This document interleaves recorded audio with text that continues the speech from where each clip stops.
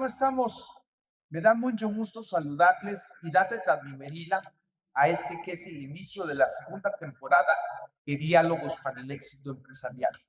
Un espacio en el que compartimos con empresarios, directivos, emprendedores, alrededor de una serie de reflexiones en que buscamos compartir con ustedes, quienes nos escuchan, quienes nos ven, para poder abonar en el camino de nuestras organizaciones, instituciones, empresas, intentando alcanzar lo que dichosamente un servidor ha llamado el camino hacia el éxito, el camino hacia los buenos resultados. Y en esta ocasión, en que, como les cuento, estamos iniciando la segunda temporada, tengo el gusto de que me acompañe Luigi Galli. Enseguida voy a presentárselos, pero quiero como preámbulo citar que yo quería tener esta entrevista incluso con Luigi desde nuestra primera temporada tiempo atrás, y por diversas razones no pudo suceder así.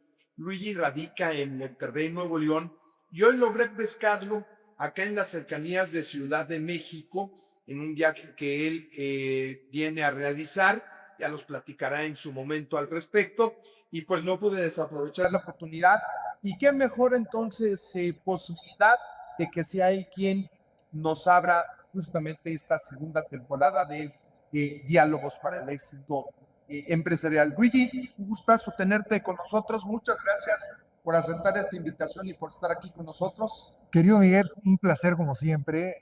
Cada oportunidad de poder venir, platicar, dialogar, construir, reflexionar contigo siempre es una gran oportunidad que no quiere uno perderse. Gracias por Te invitarme. agradezco mucho, Luigi. Y bueno, pues como lo anticipaba, déjenme compartirles un poco sobre Luigi Galli. Y la realidad es que voy a ser muy sucinto en la presentación porque nos tomaría bastante tiempo hablar del largo y exitoso recorrido que él ha tenido. Luigi Galli Mondragón es licenciado en la Administración por el Tecnológico de Monterrey, máster en Dirección de Empresas por el IPADE Business School. Cuenta con varios diplomados, además de ser coach ontológico certificado por Newfield Technologies y consultor certificado en semiología por el Colegio de Comunicadores y consultoría en semiología. Ha ocupado diversas posiciones directivas en empresas líderes, destacando entre ellas Walmart México y Grupo Comex en las áreas de logística, operaciones, finanzas y comercial. Ha sido director general de Retail Comex para México y Centroamérica, director general en farmacias especializadas y sector privado, Grupo Fármacos Nacionales, director general de Grupo Financiero Prendamex, director general de Burger King, empresa del Grupo Atsea, así como director general adjunto y COO de Farmacias de la U. Actualmente es empresario restaurantero y del sector de construcción. Dirige la firma de consultoría de negocios Cohen y Galli, firma especializada en temas de retail, marketing, supply chain, franquicias, gestión empresarial, creatividad e innovación, empresas familiares y estrategia competitiva.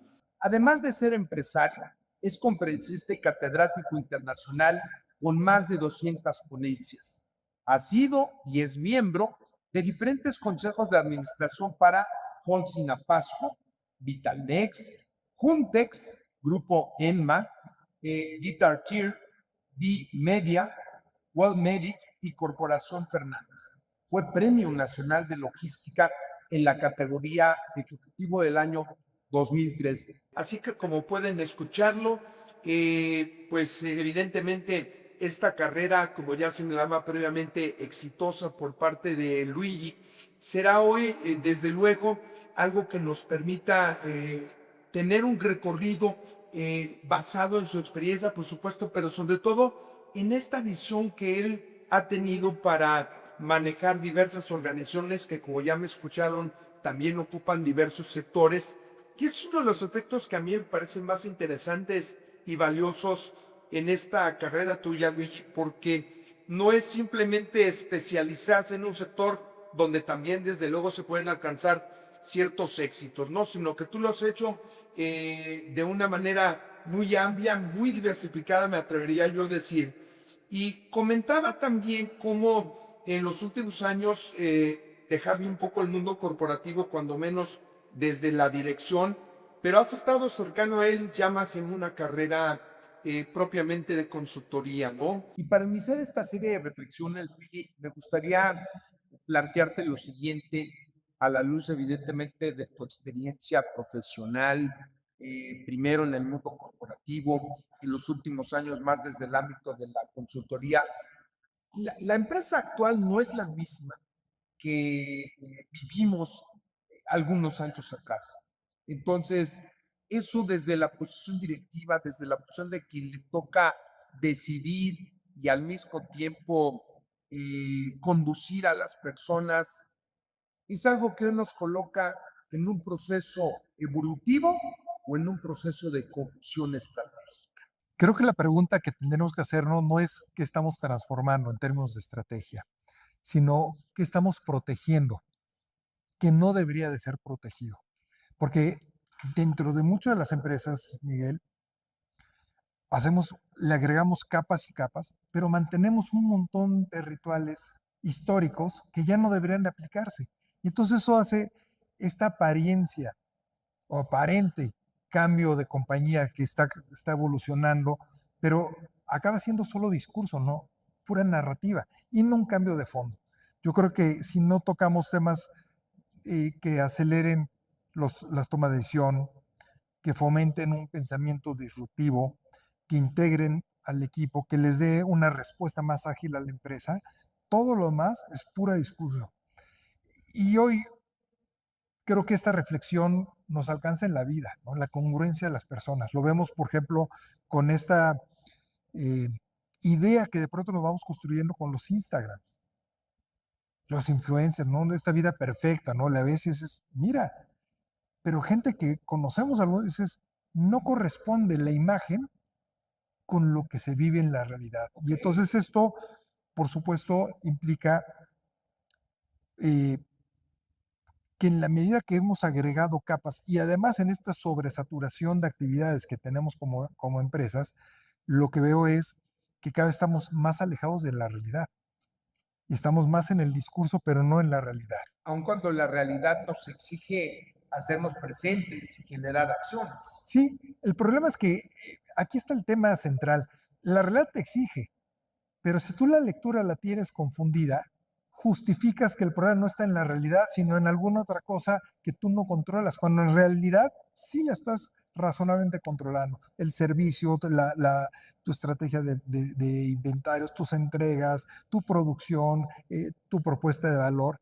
Y entonces, en vez de que te voltees a ver qué tengo que hacer distinto, acabas volteando a ver las variables macro y eso todavía te hace más lejano de la realidad, pero usas estas variables para explicar el resultado. Y ahí es donde creo que está el gran fallo de las En empresas. algunos casos quiero entender, Luigi, el que esa explicación puede llegar a convertirse propiamente en una justificación. 100%. De hecho, acaba siendo una justificación que no tiene nada que ver con tu realidad. Y ahí es donde creo que las empresas truenan. Y entonces, en la medida que no hay una lectura robusta, pues la mayoría de las cosas que parecen que está evolucionando la empresa, dices, no, no evolucionó nada. Seguimos atorados en los mismos principios de fondo y estos estamos en la forma. Y creo que ahí es donde están las grandes oportunidades como empresas. Y ahí dejan de seguir con tu metáfora que utilizabas a través de Instagram, pues hoy todo se puede photoshopear, ¿no? Y entonces podemos darle un look muy atractivo a la organización cuando en realidad termina siendo engañoso. Claro, Dios no quiera que además hagamos Photoshop de los números, ¿no? ¿Qué sucede en casa? Sucede en casa. Estoy de acuerdo. En ese rol de ser el CEO de una organización, ser quien de alguna manera va a orientar estas piezas de las que tú hablas, aparece analógicamente hablando algo que también de tiempo atrás hemos reconocido como uno de los roles principales del CEO. Estoy hablando precisamente de ser ese arquitecto, vuelvo a conectar con las piezas de las que hablabas, el arquitecto que disponga las piezas, el arquitecto que defina la habitación, el arquitecto que desde luego también le pone su propio toque. Pero me gustaría conocer tu versión respecto de ese arquitecto que dirige, que orienta a la empresa nuevamente. ¿sigue siendo el mismo arquitecto de antes o hoy tiene otro tipo de orientaciones, como por ejemplo, al menos a mi entender, el que uno de esos cambios de los que tú hablas es el modo de actuar de las personas? Ponías la referencia cuando tú y yo tuvimos la posibilidad de conocernos, aunque fue en un contexto académico. Y concretamente lo que pienso en estos momentos, Luigi, es, yo entiendo que hoy el aporte de las personas en las organizaciones es muy relevante, es vital, se les invita incluso a pensar mucho más, Claro. pero donde ese pensamiento seguramente debe de conectarse con propósitos. Y es ahí donde hago la siguiente reflexión, Luigi. Como arquitecto de una organización, ¿qué tan fácil es lograr encontrar un propósito para las personas para que caminen contigo? Bueno, es fundamental. Decíamos ahí en el IPADE que el director, el hombre de vértice, que le Sí. llamaban, tiene que definir tres cosas: rumbo, la dirección; el modo, cómo vamos a llegar ahí; y el ritmo, el tambor batiente, la velocidad en la que queremos llegar. Esos son los tres directrices naturales de un director, de un líder de una compañía: el rumbo, el modo y el ritmo. Después de eso, lo que tiene que aprender a hacer, a diferencia de la historia, y esto lo podemos ver como una metáfora de también lo que pasa en las familias, ¿no? De los padres que de pronto mucho más dictatoriales, más de instrucciones, de decir, de tener las respuestas, a pasar a un diálogo. Yo creo que hoy la función de los CEOs no es dar respuestas, Ok. es generar preguntas correctas, las correctas, para que entonces el equipo no se pierda en respuestas equivocadas. Esto cambia el sentido completo de tu función, porque naturalmente, por tu historia, por tu currículum, quieres dar las respuestas. Y lo que hay que preguntar es: ¿tú qué harías en esto? ¿Qué aprendes? Porque al final, en el fondo, lo que quieres construir es una empresa que aprenda, que desarrolle, que identifique, que aprenda a leer. No una persona que solo siga tus instrucciones. Además, en la medida que todas las variables se están volviendo casi infinitas, llegan de todos lados, llegan de diferentes lugares, necesitamos que el equipo tome sus decisiones. Y entonces ayudarlos a pensar. Es un cambio, me parece interesantísimo. Oye, y debe de ser, manteniéndome en la misma reflexión, debe de ser, pues eventualmente un desafío para algunos CEOs, ¿no? Porque Claro, señalas muy simple, muy claro, fácil. Hay que buscar que las personas pensemos, que los colaboradores aporten y que la gente incluso genere preguntas, pero eso no debe ser fácil para todos CEO por el simple hecho de estar ahí, ¿no? Porque también hacías la referencia previa de antes éramos más autocráticos, más autoritarios, más jerárquicos. Y claro, hoy cuando te digo, tú dame la respuesta, claro, tú dime por dónde nos conviene caminar, eso no debe ser fácil ni en la estructura de pensamiento, claro. ni en el carácter, ni en la propia posición del CEO. Claro, el problema no es la falta de procesos hoy. Ok, ¿Cuál es el problema? Que cada área interprete de forma distinta la misma película. ya. Que de pronto vean diferentes películas, ¿no? Y entonces ahí es donde creo que se distorsionan las compañías. Que necesitamos buscar un orquestador que ayude a sacar lo mejor de cada uno de los elementos que conforman la organización en pro de una visión que se comparta. Y solo la puedes compartir desde el sentido. Y entonces esto genera una pregunta interesante. ¿Qué significa para ti tu trabajo, tu empresa, tus productos, tus clientes, estar aquí? Si no podemos dar una respuesta clara a esto, esta construcción de propósito, que en el fondo tiene que ver con el sentido de por qué hacemos lo que hacemos, si eso se diluye la empresa de la misma manera. Estaba leyendo la historia de Satya Nadella, de Microsoft, Sí, interesantísimo. que en vez de llegar y presentar una nueva visión, presentó una pregunta. Y es extraordinaria. ¿Por qué existimos? ¿Por qué existimos? Bueno, de ahí se reformula la compañía y pasa de 300.000 millones a creo que 3 billones, en 10 años. Formuló una pregunta diferente. ¿Por qué existimos? ¿Cuál es nuestra razón de ser? Y entonces hoy creo que los CEOs tienen esta combinación de ingenieros, de esta mente estructurada, de organización, de orden, de lectura, pero mucho más de psicólogo, de filósofo, donde empieces a encontrarle un propósito al trabajo y que ese propósito sea un propósito que compartamos. Si no, no va a alcanzar. Las variables nos rebasan. Oye, Luigi, pero esto me pone un poco en la reflexión de el propósito. Hay muchas formas de comprenderlo, evidentemente, pero para mí una fundamental tiene que ver con que es un tema más de largo plazo, de metas hacia largo plazo, al menos en términos de su cumplimiento. Y a donde quiero invitarte a que nos des visiones, si se trata de alcanzar propósitos, pues ahí vamos a entrar en otro de los grandes desafíos del CEO, que es esta eterna lucha entre el corto plazo y el largo plazo, el crecimiento versus la sostenibilidad.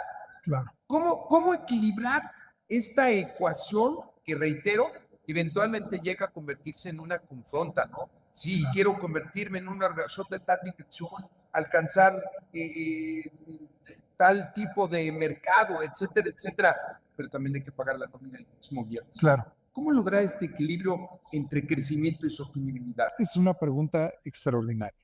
Ese es, yo creo que el corazón de un plan.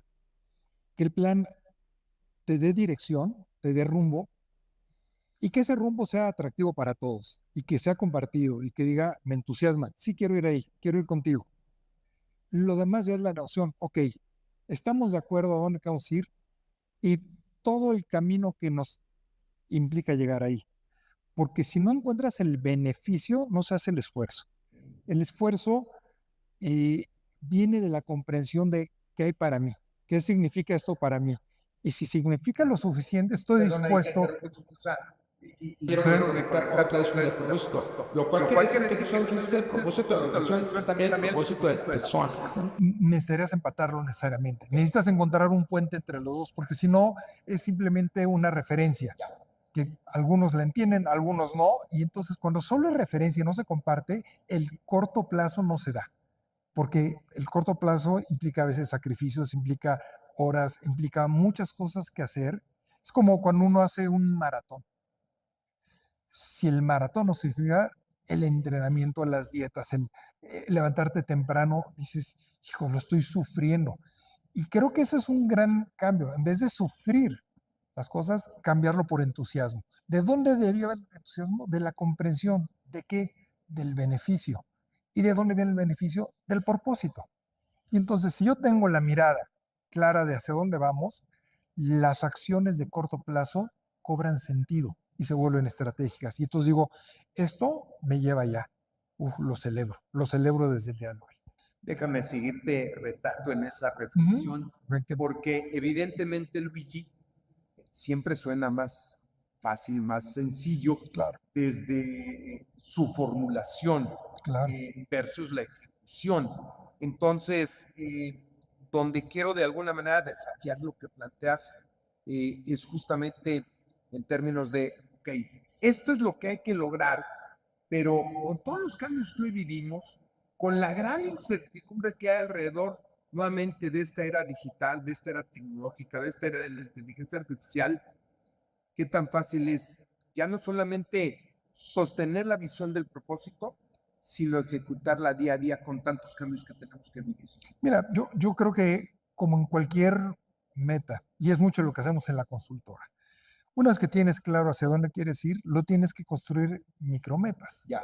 objetivos que puedas observar, porque si no te vuelves loco, si no el propósito se vuelve muy lejano o muy idealista o inalcanzable.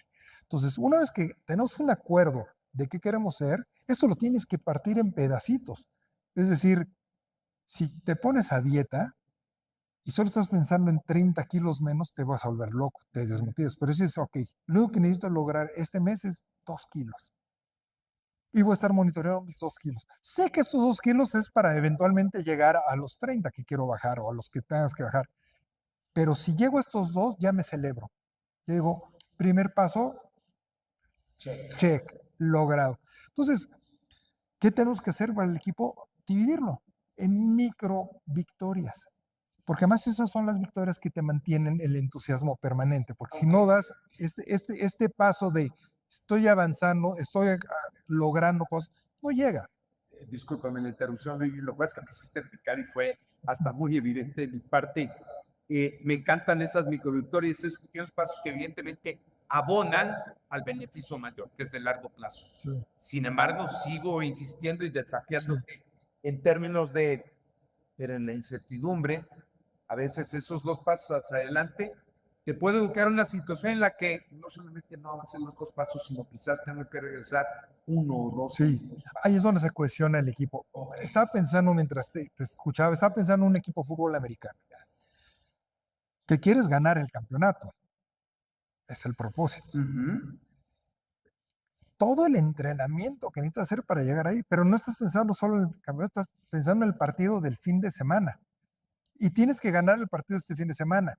Nadie piensa que con un partido ya estás del otro lado, pero tu mente cuando estás entrenando semana, ese entrenamiento cubre la incertidumbre de ese partido, no de todo el campeonato. No estamos pensando en el tercer equipo con el que vamos a jugar en 2 meses. Estamos pensando en el equipo del sábado. Y entonces construimos un micromodelo para llegar ahí, porque sabemos que es necesario ganar ese partido y el sigue para eventualmente llegar a una final y eventualmente ganar un campeonato. Para llegar ahí hay un entrenamiento. Ahora, ¿qué hacemos en los equipos? Hablar, comunicarse. Oye, estamos dando un paso acá. Muy bien, vamos a ver qué estamos aprendiendo de esto, lo que se conecta con esta idea, con las preguntas. ¿Qué aprendemos de este partido? No fue el mejor partido. Muy bien, ¿qué pasó? ¿Qué nos falló? ¿Qué debemos de replantear? Y entonces, en estas preguntas, la incertidumbre empieza a ser menor, porque dices, pues tengo un plan, pero a la hora del partido, pues, las variables se mueven. Tienes un equipo con el que estás interactuando que además no va a hacer lo que tú quieres que haga, se mueve independiente de tu plan. Llegas con un plan, ajustas. Por eso lo que te decía, la cercanía con el mercado, la cercanía con el equipo, el tener la lectura como una competencia central, me parece que es la única forma donde eventualmente puedes ganar un campeonato. Y ahí entiendo, hay también un proceso de aprendizaje, porque en esta ejemplificación que utilizas respecto del equipo, cuando va avanzando partido a partido y van revisando qué es lo que va pasando, hay un proceso de aprendizaje, ¿no? Y en ese sitio me gustaría poner sobre la mesa, como parte de la reflexión, la gente es importante. Si tú hablas el caso incluso de Satya en Microsoft, que es siempre un referente en lo que al manejo de personal se refiere, y él habla mucho de la cultura organizacional, ¿no? Y es ahí donde me gustaría conocer desde tu perspectiva, obviamente desde tu experiencia. Yo te reconozco y te conozco, mi querido Luigi, como un líder inspirador, como un líder de alto impacto y que justo muchos de los éxitos que tú has logrado a lo largo de tu carrera han sido inspirando a personas. Recuerdo muchas anécdotas que me has compartido, ¿no? Pero cómo acercándote precisamente hacia la gente, pues tratas de plantearles sí lo que hay que hacer y por qué hay que hacerlo. Y seguimos otra vez conectando en el propósito, pero, y aquí la reflexión, es fácil por un lado inspirar, dar el discurso, pero por otro lado, el que la gente diga, sí, te seguimos, Luigi. Sin embargo, pues el trabajo es arduo. Sin embargo, Claro. hoy las condiciones no siempre son las que nos facilitan, ¿verdad? Las cosas. ¿Cómo ahora en este caso, Luigi, equilibras ese discurso que puede ser muy inspirador con la realidad operativa que es, hay que talonear? A ver, debo decirte que el problema precisamente está ahí, que la cultura no es un discurso, no es un letrero que ponemos en una pared, no es una frase bonita. La cultura es un sistema. La cultura se construye desde los sistemas, los incentivos, las juntas, los rituales que hacemos, lo que premiamos. De hecho, la cultura, así si la pongo en términos, es lo que toleras cuando estás bajo presión. Y ahí te pones, y ahí la gente dice, ah, ya entiendo cuál es la cultura aquí. Cuando de pronto hay un comportamiento repetido, ves las acciones, esa es la cultura. Dice por ahí que la cultura no es lo que la empresa declara, ¿no? Es lo que la empresa tolera cuando está bajo presión. Wow. Esto es un tema central, porque si tú de pronto tú dices, no, aquí premiamos la honestidad. Nuestra cultura es de honestidad. Y tu mejor vendedor hace trampa, ahí te pone en jaque la cultura. Ahí te defines. ¿Qué haces? Es tu mejor vendedor. ¿Lo dejas ir? Y toda la gente, si lo dejas ir, entiéndese, la honestidad sí es un tema cultural. Y si repites eso, sí, así funciona aquí. Si lo perdonas, también hay una cultura. Dice, no, la cultura es el resultado. Aquí no importa si haces trampa. El resultado es lo que vale. Es tangible, no es una abstracción. Tiene que ser tangible. Y de hecho, cada vez que nosotros recomendamos, por ejemplo, los valores, no sé por qué lo hacemos en una parte difusa, pero a un nivel que no dicen nada, ¿no? Honestidad. ¿Qué es honestidad? ¿Qué comportamiento quisiera ver yo en una persona honesta, ¿no? Trabajo en equipo. Cuando dices, no, aquí la cultura es trabajo en equipo, pues no dice nada. Yo digo, mejor observa si en un proyecto incorporo a mis compañeros departamentales. Si lo estoy incorporando, estoy haciendo equipo, sin importar la etiqueta que le pongamos al tema. Entonces, todo esto de la cultura, todo esto de los valores, tienen que ser comportamientos observables y que derivan de los sistemas que vas construyendo. Las culturas no son espontáneas, son creadas, tienen un propósito. Y además hay diferentes tipos de culturas. Yo siempre tengo una matriz que me gusta que es resultados, relación. Y todas las culturas convergen en una de las dos dimensiones. Muy alto resultado, baja relación, muy alto resultado, alta relación, y entonces ahí puedes configurar diferentes cosas. Hay momentos donde la relación la tienes que poner en una pausa. Momentos de sobrevivencia, momentos de crisis, no, foco, resultado, vamos a tener que trabajar 12 horas. Hay momentos donde necesitas tener una cultura de más de relación, por ejemplo, en momentos que estás innovando, en momentos creativos, si tú pones el resultado, nadie va a querer equivocarse. Disminuyes una cultura innovativa cuando el foco resultado es violentísimo. Y entonces, ¿qué tipo de cultura? La que necesite la empresa, pero se construye. Esto es el tema más importante. Ahora, y hay un tema, Luigi, con el que me gustaría ir concluyendo esta conversación, que además quiero comprometerte que sea una primera conversación Encantado. en el tiempo. Eh, Son diversas las piezas que has puesto en la mesa alrededor del quehacer directivo, del quehacer organizacional. Pero algo que ha sido, en lo que yo te escucho, un eje conductor de toda esta conversación, lo han sido las personas. Las personas son el verdadero desafío de un CEO al momento de dirigir y enfrentar cambios, de hacer esa arquitectura organizacional, de tratar de ajustar las piezas, en fin, ese es el principal desafío de un CEO y vuelvo a planteártelo desde donde empezaba esta conversación. Tienes una larga trayectoria y me parece, reconocemos que hoy no se dirige igual que lo hacíamos hace 20, 25 años más. Había personas, había organización y demás. Y sin quererme perder de lo que como tal quiero invitarte a que nos compartas tu punto de vista ¿es diferente el manejo de personas? ¿Ese es el desafío principal? ¿O es tan solo uno de los desafíos? Yo creo que, a ver, por supuesto las personas es el eje central de cualquier organización. Pero yo me atrevo a pensar que el gran desafío es el contexto. Okay. El contexto ganador. Me gustaba mucho cuando entraba a las oficinas hace muchos años en Walmart que decía, a través de estas puertas pasa gente ordinaria trabajando a niveles extraordinarios. Que parecía una frasecilla así de simplona. Pero había mucha sabiduría atrás de este concepto. Gente común y corriente, pero en el contexto adecuado, trabajando a un nivel extraordinario. Entonces, creo que el gran reto del CEO es construir contextos ganadores, donde las personas puedan sacar lo mejor de sí mismo, porque todos tenemos una parte que aportar, todos. Si tú centras en un contexto donde se pueda premiar el diálogo, la discrepancia, la crítica que te ayuda a construir el crecimiento, el respeto, el apoyo. Cualquier persona que metas en ese contexto le va a ir bien. Y el contexto, no quiero entrar en un tema de filosofía, pero el contexto es todavía más importante y decide más que el talento individual. Hay selecciones llenas de talento y nomás no dan. Y hay selecciones con un talento muy regular, los alemanes, ¿no? Pues no conozco a ninguno, pero como equipo trabajan de tal forma que ganan campeonatos. Entonces, creo que el gran reto es ser un gran constructor de contextos. Nuestro contexto país no nos ayuda. Y creo que hay talento de sobra en este país.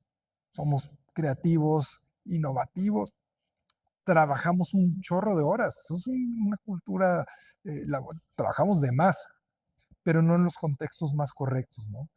Y creo que esa es la gran oportunidad que tendremos. Cómo construir este contexto que eventualmente se convierte en una cultura donde cualquier persona que entre a este contexto dice, ya sé cómo funciona, no me lo tienes que decir, y entra. Como los equipos, a los del fútbol americano. Sí. Cuando es el equipo ganador y entras y dices, bueno, pues vámonos por unas chelas y vamos a flojear, el equipo dice, hey, te equivocaste de equipo, este equipo va a ganar, no va a estar perdiendo tiempo. Y entonces el mismo equipo te jala. Ya no es el jefe, es el equipo que te dice, oye, aquí esto no, aquí somos de otra forma, aquí lo hacemos así.